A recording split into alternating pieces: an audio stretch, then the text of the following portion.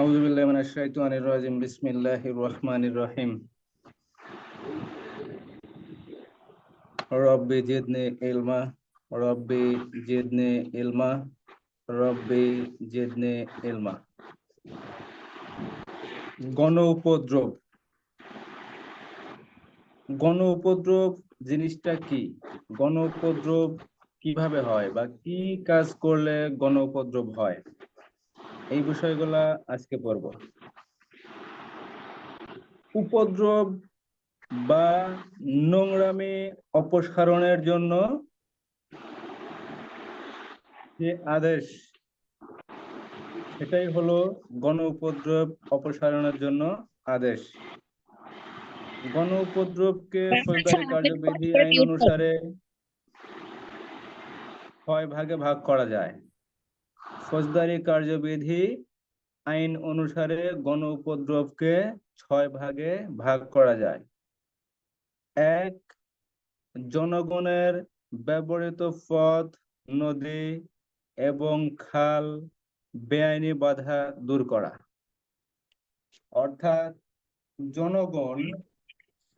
জনসাধারণ যে সকল পথ, নদী অথবা খাল ব্যবহার করে, সেই ব্যবহারের পথ, নদী, খাল যদি কোনো ব্যক্তি বেআইনি বাধার সৃষ্টি করে অথবা কোনো নোংরা জিনিস ফেলে সেই খাল, পুকুর বা নদী বা পথ নোংরা করে, তাহলে এটা হবে একটা।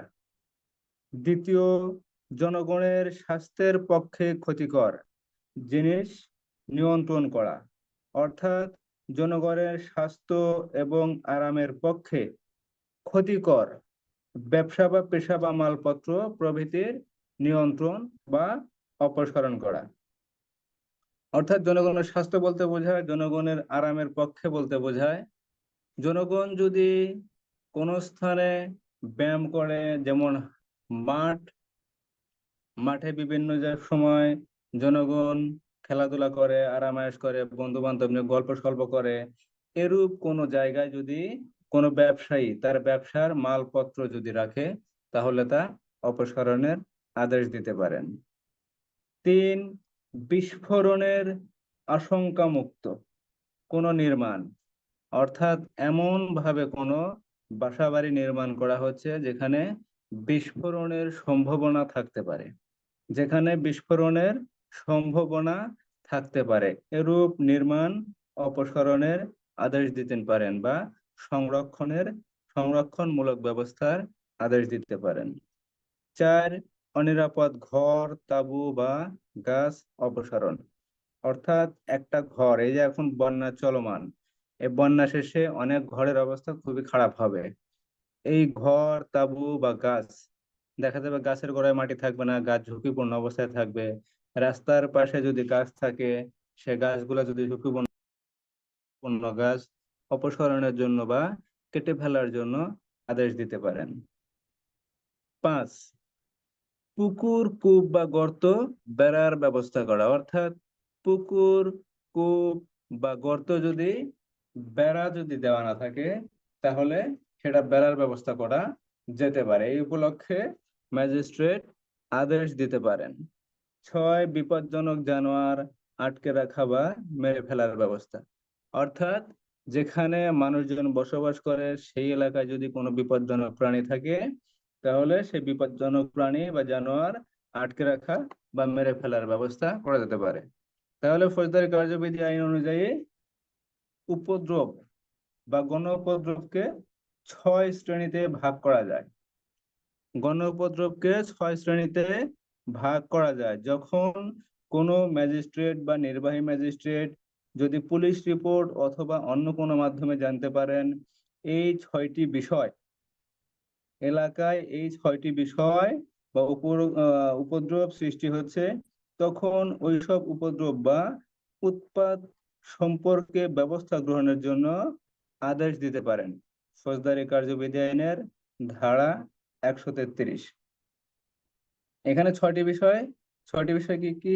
1, জনগণের ব্যবহৃত পথ, নদী, খাল বেআইনি বাধা দূর করা। অর্থাৎ কোনো ব্যক্তি যদি বেআইনি ভাবে যদি এইটা যদি বাধার সৃষ্টি করে, নদী পথ খালের যদি বাধার সৃষ্টি করে, তাহলে সেই বাধা দূর করার জন্য বা অপসারণ করার জন্য জেলা ম্যাজিস্ট্রেট আদেশ দিতে পারেন, একটি। দুই, জনগণের স্বাস্থ্যের পক্ষে বা আরামের পক্ষে ব্যবহার করা হয় এমন কোনো জায়গায় যদি কোনো ব্যবসায়ী মালপত্র রাখে, তাহলে সেই মালপত্র অপসারণের জন্য আদেশ দিতে পারেন। তিন, কোনো নির্মাণ বা দ্রব্যের নিরাপদ সংরক্ষণের জন্য ম্যাজিস্ট্রেট আদেশ দিতে পারেন। অনিরাপদ ঘর, তাঁবু বা গাছ অপসারণ করার জন্য বা কেটে ফেলার জন্য আদেশ দিতে পারেন। পুকুর, কূপ বা গর্ত বেড়ার ব্যবস্থা করা যেতে পারে, এরূপ ক্ষেত্রেও আদেশ দিতে পারেন। বিপজ্জনক যদি কোনো প্রাণী থাকে, তাহলে বিপজ্জনক প্রাণী বিনষ্ট, আটক বা বেলি ব্যবস্থা করার জন্য ম্যাজিস্ট্রেট আদেশ দিতে পারেন। তাহলে ফৌজদারি কার্যবিধি আইনের উপদ্রব বা নোংরামি অপসারণের জন্য যেগুলা ব্যবস্থা গ্রহণ করা যায় তা 6 ভাগে ভাগ করা হয়েছে। ম্যাজিস্ট্রেট যখন বুঝতে পারেন এই 6টি উপদ্রব বা অস্বস্তিকর পরিস্থিতি সৃষ্টি হচ্ছে, তখন ম্যাজিস্ট্রেট ওই ব্যক্তিকে ওই সব উৎপাদ সম্পর্কে ব্যবস্থা গ্রহণের জন্য আদেশ দিবেন। ম্যাজিস্ট্রেট এখানে যে আদেশটি দিবেন, সে আদেশটি অবশ্যই একতরফা হতে হবে, ম্যাজিস্ট্রেটের পক্ষ থেকে হতে হবে। অর্থাৎ ম্যাজিস্ট্রেট যে গণ উপদ্রবের আদেশটি দেবেন, আদেশটি হবে একতরফা। এখানে শুধু ম্যাজিস্ট্রেট আদেশটি দিবেন। ম্যাজিস্ট্রেট যখন আদেশটি দেবেন, অবশ্যই আদেশে এই উপদ্রবের বিষয়টি উল্লেখ থাকতে হবে। ধারা 133। এখানে 133 থেকে 143 পর্যন্ত প্রশ্ন আসার সম্ভাবনা খুবই কম, কিন্তু এমসিকিউ আসতে পারে। ঠিক আছে, সেজন্য জানা রাখা দরকার যে ফৌজদারি কার্যবিধি আইনের উপদ্রবকে বা গণ উপদ্রবকে 6 শ্রেণীতে ভাগ করা যায়। এখানে 6টি শ্রেণীর কথা বলা হয়েছে। আর এখানে ম্যাজিস্ট্রেট যে আদেশটি দেবেন, সে আদেশটি হবে একতরফা। এছাড়াও গণ উপদ্রবকে 2 ভাগে ভাগ করা যায়, এক ব্যক্তিগত উপদ্রব ও 2 গণ উপদ্রব। অর্থাৎ উপদ্রবকে, গণ উপদ্রবকে না, উপদ্রবকে 2 ভাগে ভাগ করা যায়, এক ব্যক্তিগত উপদ্রব আর 2 গণ উপদ্রব। কথা বোঝা যায়?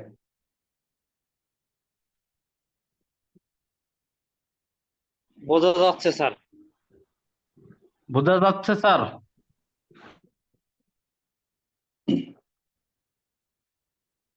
তাহলে ধারা 133,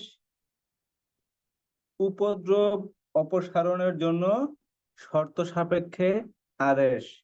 আদেশটি কে দেবেন? জেলা ম্যাজিস্ট্রেট। জেলা ম্যাজিস্ট্রেট অথবা অন্য কোনো নির্বাহী ম্যাজিস্ট্রেট। তাহলে ধারা 133-এর 1, জেলা ম্যাজিস্ট্রেট অথবা অন্য কোনো নির্বাহী ম্যাজিস্ট্রেট যদি পুলিশ রিপোর্ট বা অন্য কোনো মাধ্যমে জানতে পারেন বা সংবাদ পান যে ফৌজদারি কার্যবিধি আইন অনুসারে 6 শ্রেণীতে যে ভাগ করা হয়েছে উপদ্রবকে, এই 6টি উপদ্রবের কোনো উপদ্রব যদি কোনো জনসাধারণ বা কোনো মানুষ যদি করে থাকে, তাহলে এই উপদ্রব অপসারণ করার জন্য বা উপদ্রব বা উৎপাত সম্পর্কে ব্যবস্থা গ্রহণের জন্য ম্যাজিস্ট্রেট যে আদেশ দেন, সেটাই উপদ্রব অপসারণের জন্য শর্ত সহ আদেশ। ধারা 133-এর 1। ধারা 133-এর 2, ম্যাজিস্ট্রেট এখানে যে আদেশটি দেবেন, সেই আদেশের বিরুদ্ধে দেওয়ানি আদালতে কোনো প্রশ্ন উত্থাপন করা যাবে না। অর্থাৎ ম্যাজিস্ট্রেট যেহেতু আদেশটি একতরফা ভাবে দেবে, এই একতরফা আদেশের বিরুদ্ধে দেওয়ানি আদালতে কোনো প্রশ্ন উত্থাপন করা যাবে না। তাহলে ফৌজদারি কার্যবিধি আইন অনুযায়ী উপদ্রবকে 6 ভাগে বা 6 শ্রেণীতে ভাগ করা হয়েছে। 6টা শ্রেণী হলো: 1, জনগণের ব্যবহৃত পথ, নদী, খাল বেআইনি বাধা দূর করা। অর্থাৎ কোনো ব্যক্তির দ্বারা বা কোনো জনসাধারণ কর্তৃক যদি ব্যবহৃত পথ, নদী বা খাল বাধা সৃষ্টি হয়, বা জনগণ বা কোনো ব্যক্তি, কোনো নির্দিষ্ট ব্যক্তি যদি কোনো খাল বা নদীর নোংরা করে, তাহলে সেই নোংরা দূর করার জন্য ম্যাজিস্ট্রেট আদেশ দিতে পারেন। দুই, জনগণের স্বাস্থ্য এবং আরামের পক্ষে ক্ষতিকর, অর্থাৎ মানুষের স্বাস্থ্যের পক্ষে ক্ষতিকর বা যেখানে আরাম আয়েশ করা হয় সেই আরাম আয়েশের পক্ষে ক্ষতিকর, এরূপ কোন স্থানে যদি কোনো মানুষ বাধার সৃষ্টি করে তাহলে সেই বাধা দূর করার জন্য বা অপসারণ করার জন্য ম্যাজিস্ট্রেট আদেশ দিতে পারেন। দুই। তিন, বিস্ফোরণের আশঙ্কামুক্ত বিস্ফোরণের আশঙ্কামুক্ত কোনো নির্মাণ এবং দ্রব্যের নিরাপদ সংরক্ষণমূলক ব্যবস্থার আদেশ দিতে পারেন, অর্থাৎ কোনো নির্মাণ বা দ্রব্যের নিরাপদ সংরক্ষণ করার জন্য ম্যাজিস্ট্রেট আদেশ দিতে পারেন। তাহলে ধারা 133-এর 1 জনগণের ব্যবহৃত পথ, নদী, খাল নোংরামি দূর করার জন্য বা বেআইনি বাধা দূর করার জন্য আদেশ দিতে পারেন। দুই, জনগণের স্বাস্থ্যের পক্ষে ক্ষতিকর বা আরাম আয়েশের পক্ষে ক্ষতিকর এরূপ কিছু হলে আদেশ দিতে পারেন। তিন, কোন নির্মাণ বা দ্রব্যের নিরাপদ সংরক্ষণের জন্য আদেশ দিতে পারেন। চার, অনিরাপদ ঘর, তাঁবু বা গাছ অপসারণ করার জন্য নির্দেশ দেওয়া যেতে পারে। পাঁচ, পুকুর, কূপ বা গর্ত বেড়ার ব্যবস্থা করা যেতে পারে। ছয়, এলাকায় কোনো বাড়িতে যদি বিপজ্জনক প্রাণী থাকে তাহলে সেই প্রাণী বিনষ্ট করা যেতে পারে, জবাই করা যেতে পারে, আটক করা যেতে বা বিলি করার ব্যবস্থা করা যেতে পারে। এই বিষয়ে যদি ম্যাজিস্ট্রেট জানতে পারেন তাহলে উপরোক্ত এই 6 বিষয়ে ম্যাজিস্ট্রেট উপদ্রব বা উৎপাত সম্পর্কে ব্যবস্থা গ্রহণের জন্য শর্ত সহ আদেশ দিতে পারেন। ধারা 133-এর 1, এই আদেশটি ম্যাজিস্ট্রেট কর্তৃক একতরফা হবে। ম্যাজিস্ট্রেট কর্তৃক এই আদেশটি একতরফা হবে। এখানে যার বিরুদ্ধে আদেশ দেওয়া হবে তারা আর যে অবশ্যই করছে ওটা কি মুখস্থ করা লাগবে? কোনটা ওই যে 6টি সংবাদ যে যে পান, যে 6টি রিপোর্ট আছে না, ওটা কি মুখস্থ করা লাগবে? এটা মুখস্থ করার দরকার নাই, কারণ এটা প্রশ্ন আসবে না, কখনোই প্রশ্ন আসবে না। শুধু জেনে রাখো যে 6টি শ্রেণীতে ফৌজদারি কার্যবিধি আইনে 6টি শ্রেণীতে ভাগ করা যায়। আর দণ্ডবিধিতে 11 প্রকার। দণ্ডবিধিতে যে উপদ্রবের কথা বলা হয়েছে সে উপদ্রবটা 11 প্রকার। আর ফৌজদারি কার্যবিধি আইনে 6 প্রকার বা 6 শ্রেণীতে ভাগ করা যায়, ঠিক আছে। আর উপদ্রবকে 2 শ্রেণীতে ভাগ করা যায়, সেটা হলো ব্যক্তিগত উপদ্রব আর গণ উপদ্রব। গণ উপদ্রবটাকে ব্যক্তিগত উপদ্রবটা কি? এখানে ব্যক্তিগত ব্যক্তিগত উপদ্রব হলো দুই দলের মধ্যে কোনো বিষয় নিয়ে ঝামেলা।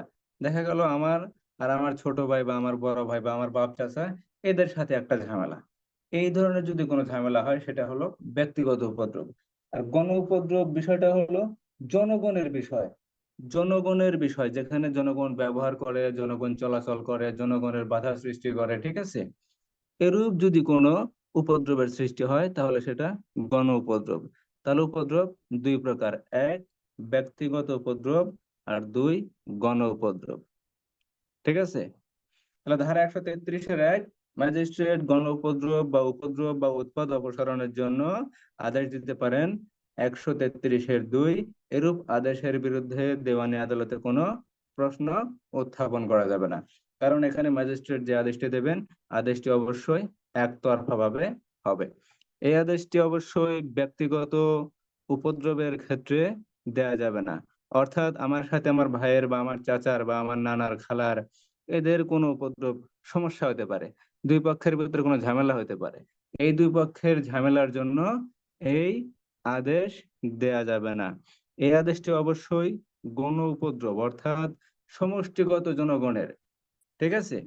অনেক জনগণের যখন অসুবিধা হবে তখন এই অসুবিধা দূর করার জন্য ম্যাজিস্ট্রেট এই আদেশটি দেবেন, আদেশটি একতরফা ভাবে দেবেন।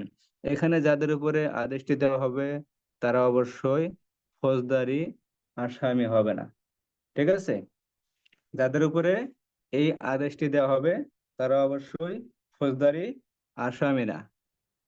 ধারা 133-এর 1, ঠিক আছে। কথা বোঝা যায়? এখানে শুধু এমসিকিউ আসার সম্ভাবনা আছে, সেই জন্য ওইভাবে পড়াইতেছি, এমসিকিউ সিস্টেম। কথা বোঝা গেল?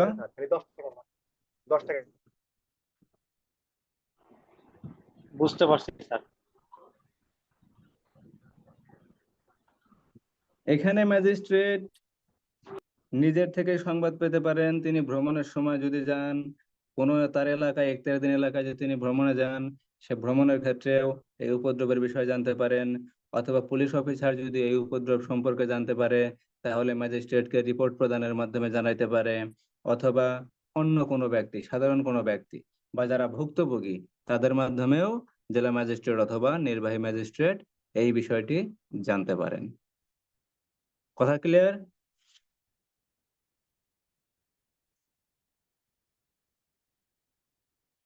ওকে। তাহলে ফৌজদারি কার্যবিধি আইন অনুযায়ী 6 শ্রেণীতে উপদ্রবকে ভাগ করা হয়েছে, 6টি শ্রেণীতে। এখানে ম্যাজিস্ট্রেট যে আদেশটি দেবেন 133 ধারায়, সেই আদেশটি অবশ্যই একতরফা ভাবে হবে।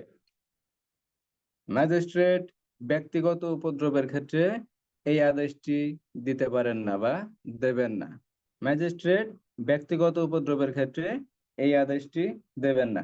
এখানে যাদের উপরে আদেশ দেওয়া হয় তারা অবশ্যই ফৌজদারি আসামি না। ঠিক আছে? অর্থাৎ যারা গণ উপদ্রব করে বা গণ উপদ্রবের সৃষ্টি করে, এখানে ম্যাজিস্ট্রেট যাদের বিরুদ্ধে বা যাদের উপরে এই আদেশটি দেবেন, ঠিক আছে, দেখা গেল এখানে আমার উপরে দিল, আপনার উপরে দিল, দেখা গেল রাসেলের উপরে দিল, ঠিক আছে, এখানে 3-4 জনের উপরে যদি ম্যাজিস্ট্রেট উপদ্রব অপসারণের জন্য যদি আদেশটি দেয়, অবশ্যই এই আদেশটি যখন দেবে আমাদের বিরুদ্ধে, আমরা অবশ্যই ফৌজদারি আসামি হব না। ঠিক আছে? আমরা ফৌজদারি আসামি হব না। আর এখানে ফৌজদারি কার্যবিধি আইনে বলা হয়েছে 6 ভাগ, আর দণ্ডবিধিতে গণ উপদ্রবকে বা উপদ্রবকে 11 ভাগে ভাগ করা হয়েছে। 11 ভাগের কথা বলা হয়েছে। ঠিক আছে? ফৌজদারি কার্যবিধিতে 6 ভাগ, দণ্ডবিধিতে 11 ভাগ। আর উপদ্রবকে 2 ভাগে ভাগ করা যায়, একটা ব্যক্তিগত উপদ্রব আর একটা গণ উপদ্রব। একটা ব্যক্তিগত উপদ্রব, একটা গণ উপদ্রব। ব্যক্তিগত উপদ্রবের ক্ষেত্রে ম্যাজিস্ট্রেট এই আদেশটি দিবেন না, আর গণ উপদ্রবের ক্ষেত্রে ম্যাজিস্ট্রেট অবশ্যই গণ উপদ্রব অপসারণের জন্য আদেশটি দেবেন। ধারা 133-1। ধারা 133-2 বলা হয়েছে, ম্যাজিস্ট্রেট যখন এই আদেশটি দেবেন দেওয়ানি আদালতে, অর্থাৎ যার উপরে এই আদেশটি দেওয়া হবে বা যে ব্যক্তিকে বলা হবে যে আপনি যে উপদ্রব সৃষ্টি করছেন বা উৎপাত সৃষ্টি করছেন বা নোংরামি করতেছেন, এই নোংরামি দূর করার জন্য ম্যাজিস্ট্রেট যাকে আদেশ দেবেন, সেই ব্যক্তি দেওয়ানি আদালতে কোনো প্রশ্ন উত্থাপন করতে পারবে না, বা আদালতে হাজির হয়ে সে বলতে পারবে না যে ম্যাজিস্ট্রেট আমার সাথে এরকম আদেশ দিল, এরকম করলো, এই করলো, সেই করলো, এই বিষয়ে কোনো কথা বলা যাবে না বা তিনি কথা বলতে পারবেন না। ধারা 133-2। ধারা 133 ক্লিয়ার? Clear sir. কোনো ঝামেলা আছে? না স্যার।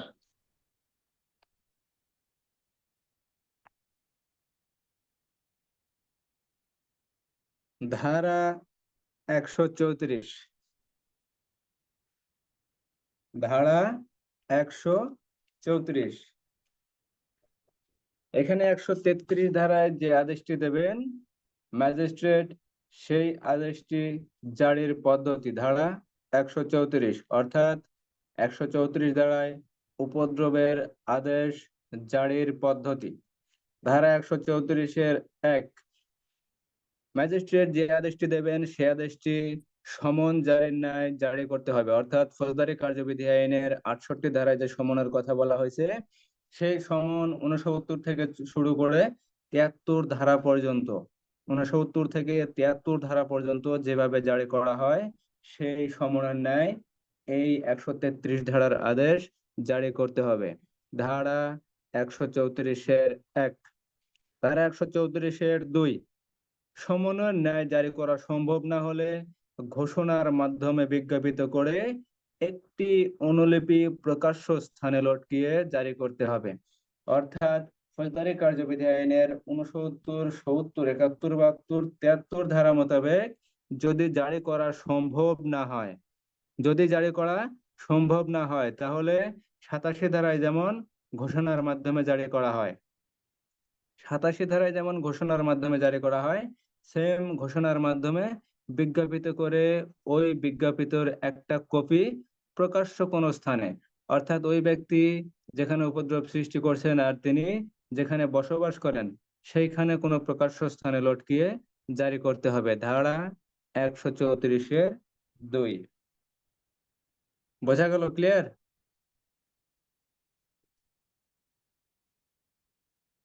আমার তো ক্লিয়ারই হচ্ছে স্যার। ওইদিকে রিমা, তারপরে সাথী, রাকিব এরা তো কথা কয় না, এদের ক্লিয়ার হচ্ছে কিনা একটু জানেন। রাসেল মিয়া আবার কই গেল?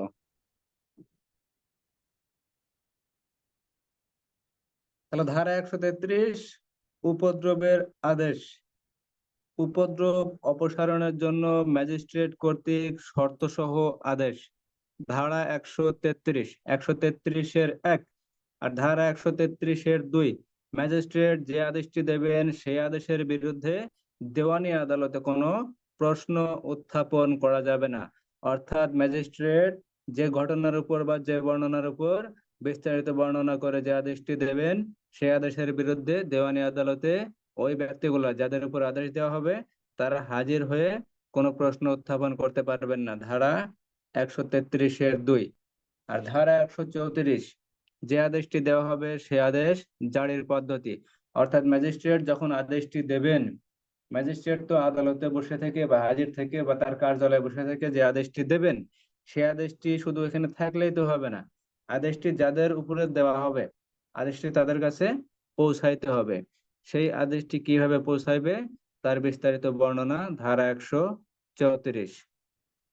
তাহলে ধারা 134-1, আদেশটি সমনের ন্যায় জারি করতে হবে। অর্থাৎ সমনের 69 থেকে 73 ধারা পর্যন্ত যেভাবে জারি করা হয় সমনের ন্যায় ঠিক এই আদেশটি জারি করতে হবে। ধারা 134-1।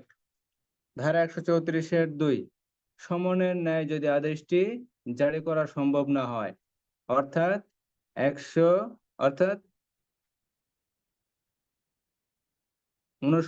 থেকে 73 ধারা পর্যন্ত এই কার্যক্রমে যদি জারি করা সম্ভব না হয় সেক্ষেত্রে অবশ্যই ঘোষণার মাধ্যমে বিজ্ঞাপিত করে একটি অনুলিপি প্রকাশ্য স্থানে লটকিয়ে জারি করতে হবে। ধারা 134-2। ধারা 134 ক্লিয়ার? জি স্যার।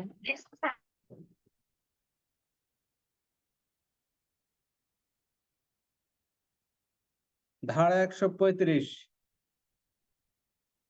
ধারা 135, আদেশ পালন করবে অথবা কারণ দর্শাবে।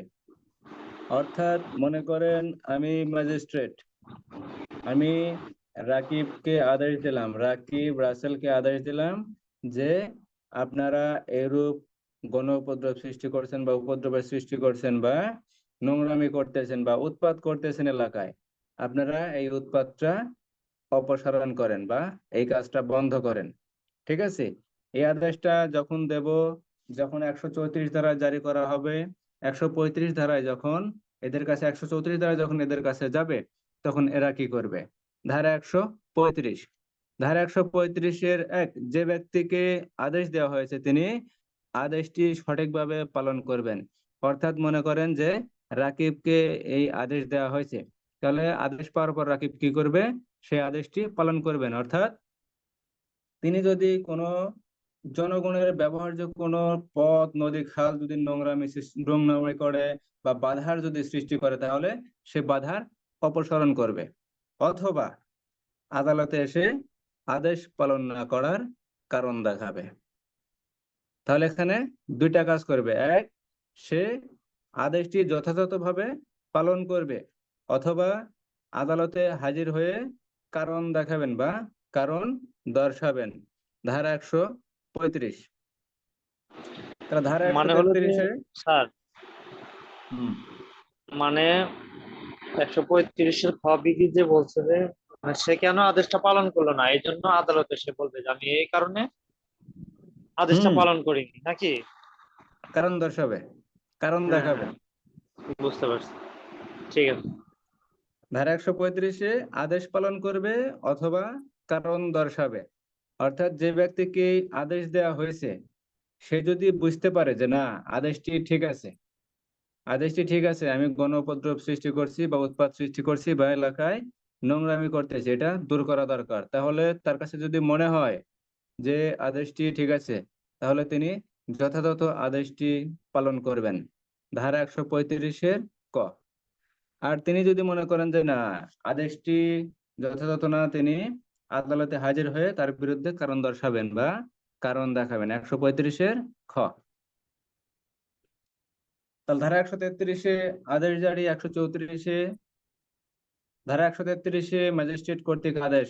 ধারা 134 ওই আদেশটি জারির পদ্ধতি। ধারা 135 যার বিরুদ্ধে আদেশ দেওয়া হবে তিনি অবশ্যই আদেশটি যথাযথভাবে পালন করবেন অথবা আদালতে হাজির হয়ে কারণ দর্শাবেন বা কারণ দেখাবেন। ধারা 136 আদেশ পালন, আদেশ পালন বা কারণ না দর্শাইলে তার ফল। অর্থাৎ যাকে আদেশটি দেওয়া হবে তিনি আদেশটি পালন করলেন না অথবা আদালতে হাজির হয়ে কারণও দর্শালেন না, তখন কি ব্যবস্থা গ্রহণ করা যাবে। অর্থাৎ যাকে আদেশটি দেওয়া হয়েছে তিনি আদেশ পালন করলেন না অথবা আদালতে হাজির হয়ে কারণও দর্শালেন না, 135 ধারার যে কাজটি করার কথা তিনি কিছুই করলেন না, সেক্ষেত্রে করণীয় কি? উক্ত ব্যক্তি যদি আদেশ পালন না করে বা কারণ না দর্শায় তাহলে তিনি দণ্ডবিধি 188 ধারায় অপরাধী হবেন এবং আদেশটি স্থায়ী করা হবে। আদেশটি স্থায়ী করা হবে। ধারা 136। অর্থাৎ মনে করেন রাকিবকে ম্যাজিস্ট্রেট একটি আদেশ দিয়েছেন গণ উপদ্রবের, উৎপাতের বা উপদ্রবের। এই উপদ্রবের যে আদেশটি দেওয়া হয়েছে আদেশটি রাকিব পালন করে নাই অথবা আদালতে হাজির হয়ে কারণ দর্শায় নাই, সেক্ষেত্রে রাকিব অপরাধ করছে, অর্থাৎ আদালতের যে আদেশ সে আদেশ অমান্য করছে, সেক্ষেত্রে অবশ্যই রাকিব অপরাধী হবে। অপরাধী যখন হবে তখন রাকিব দণ্ডবিধির 188 ধারা অনুযায়ী অপরাধী হবে এবং যে আদেশটি দেওয়া হয়েছে সে আদেশটি স্থায়ী করা হবে। আদেশটি স্থায়ী করা হবে। ধারা 136। তাহলে ফৌজদারি কার্যবিধি আইনের ধারা 133 ম্যাজিস্ট্রেট কর্তৃক আদেশ কোন ক্ষেত্রে? উপদ্রব বা উৎপাত অপসারণের ক্ষেত্রে। ধারা 134 আদেশ জারি করার পদ্ধতি। আদেশ জারি করার পদ্ধতি। ধারা 135 যার বিরুদ্ধে আদেশ দেওয়া হবে তিনি আদেশটি যথাযথভাবে বা সঠিকভাবে পালন করবেন অথবা তিনি আদালতে হাজির হয়ে কারণ দর্শাবেন। ধারা 135। ধারা 136। ধারা 136 যাকে আদেশ দেওয়া হয়েছে তার করণীয় কি? যাকে আদেশ দেওয়া হয়েছে তার করণীয় হলো তিনি আদেশটি পালন করবেন অথবা আদেশটি যদি পালন না করেন তিনি আদালতে হাজির হয়ে কারণ দর্শাবেন। কিন্তু যাকে আদেশ দেওয়া হয়েছে তিনি আদেশ পালন করলেন না এবং আদালতে হাজির হয়ে কারণও দর্শালেন না, সেক্ষেত্রে তিনি দণ্ডবিধির 188 ধারা অনুসারে অপরাধী হবেন। দণ্ডবিধির 188 ধারা অনুসারে অপরাধী হবেন এবং তাকে যে ম্যাজিস্ট্রেট আদেশটি দিছে সে আদেশটি স্থায়ী করা হবে। তো ধারা 136-এ আদেশ স্থায়ীকরণ। ধারা 136 আদেশ স্থায়ীকরণ। কথা কি বোঝা যায়? ক্লিয়ার? বুঝতে পারছি রাকিব স্যার। এখন ক্লিয়ার স্যার। ধারা 137। ধারা 137 রাকিব স্যার, কারণ দর্শানোর জন্য হাজির হলে করণীয়। বলেন। যেমন 137 যদি কারণ দর্শানোর পর যদি সরি আদেশ দিল, আদেশ পালন করলো না বা কারণও দর্শাইলো, তাহলে এখন এই ক্ষেত্রে হলো দণ্ডবিধির 188 ধারা অনুযায়ী তার বিরুদ্ধে ব্যবস্থা নিবে, তারপরে আদেশ স্থায়ী হবে। আদেশ স্থায়ী হবে, সঠিক। হ্যাঁ, এখন ওই যে আমাদের তো তাহলে দণ্ডবিধির 188 ধারা তখন জানতে হবে যে দণ্ডবিধির 188 ধারা আবার কি বলে,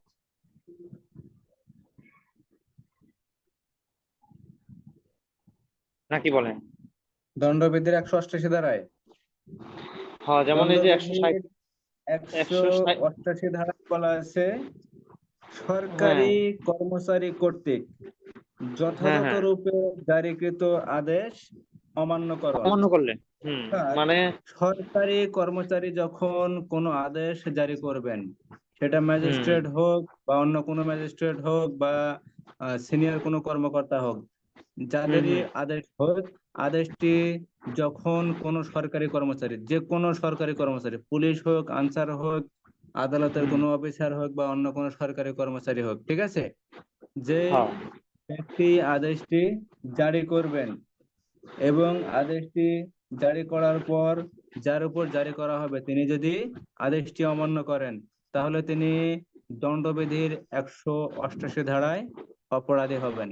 ধারা হ্যাঁ, 188 হ্যাঁ দণ্ডবিধি। স্যার, আমি একটু বলি। এখানে দুইটা শাস্তি আছে যদি পাবলিক nuisance করে, মানে গণউপদ্রব করে, তাহলে 1 মাস কারাদণ্ড, 200 টাকা জরিমানা। আর যদি এই আদেশ পালন করা যদি না করে, মারামারি যদি করে বা কোনো কলহ সৃষ্টি করে, 6 মাস কারাদণ্ড এবং আপনার উভয় দণ্ড হিসাবে 1000 টাকা জরিমানা এখানে উল্লেখ করা আছে দণ্ডবিধির 188 ধারা।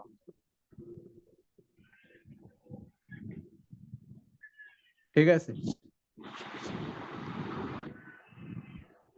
ইনশাল্লাহ ঠিক আছে।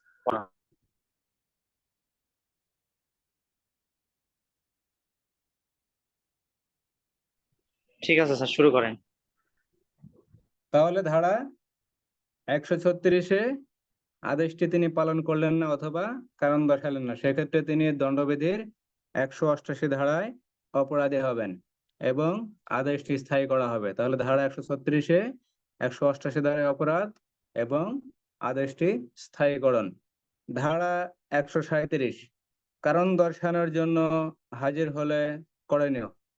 কারণ দর্শানোর জন্য হাজির হলে করণীয়, ধারা 135-এ বলা হয়েছে তিনি আদেশটি যথাযথভাবে পালন করবেন অথবা আদালতে হাজির হয়ে কারণ দর্শাবেন।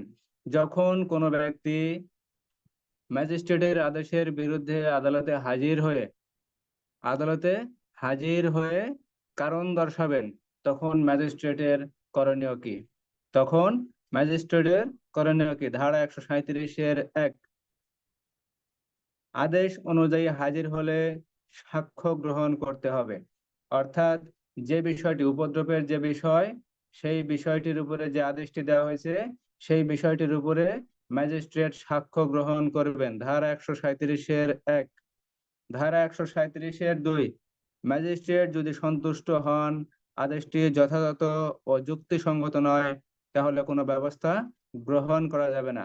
অর্থাৎ সাক্ষ্য গ্রহণ করার পর যদি ম্যাজিস্ট্রেট মনে করেন আদেশটি যথাযথ নয়, অর্থাৎ যার বিরুদ্ধে আদেশ দেওয়া হয়েছে তিনি এরূপ কোনো বাধার সৃষ্টি করেন নাই বা উৎপাত করেন নাই অথবা উপদ্রব সৃষ্টি করেন নাই, যে কোনো খবরেই হোক, যে খবর পাওয়া হচ্ছে সেই খবরের উপরে যে ম্যাজিস্ট্রেট আদেশটি দিয়েছেন সেই আদেশটি যুক্তিসঙ্গত না, অর্থাৎ ভুয়া, মিথ্যা হতে পারে, বা কোনো ব্যক্তি ক্ষতি করার জন্য এরূপ কোনো সংবাদ দিতে পারেন ম্যাজিস্ট্রেটকে।